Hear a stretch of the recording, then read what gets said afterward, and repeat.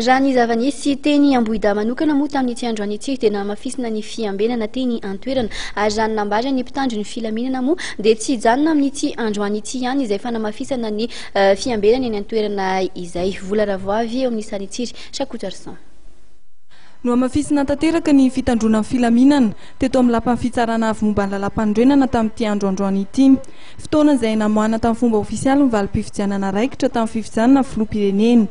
Na ny tao anatiny na ny ivelan'ny fitsarana dia nahitana mpitandro filaminana avokoa. Nosiritan'ny Jeneraly Ravalomanina Richard, commandant gendarmerie pirenena, fa vonona amin'ny toe-draharaha rehetra ny mpitandro filaminana.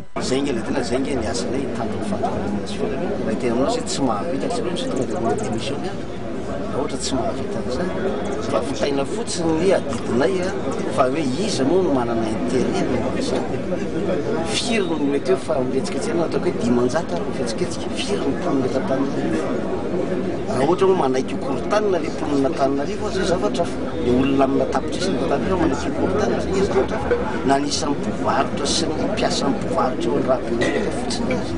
Raha manaiky mibain'ilay olona vitsivitsy ireo sy korontan'ilay olona vitsivitsy ireo zay ilay tena hoe falaisana raikitra io atsika rehetra fa tsy fa zay no miezaka arak'izay azo atao raha mbola misy azo ataoko zany ampim-pijeroanay fandrefandefana. Tsy hijanona amin'ny androany ihany ny fanamafisana fitandrona filaminana fa hitoy araka ny nambaran'ny tompony andraikitry ny filaminana. Amafisina hatrany ny fisafonan'ny tanàna na eto Antananarivo na ny faritany. Raha ny tsikaritra ihany koa dia matevina ny fiambinana an'Andriamatoa Hery Rajoelina ary Mampianina izay mpandresy tamin'ny fifidianana filoham-pirenena.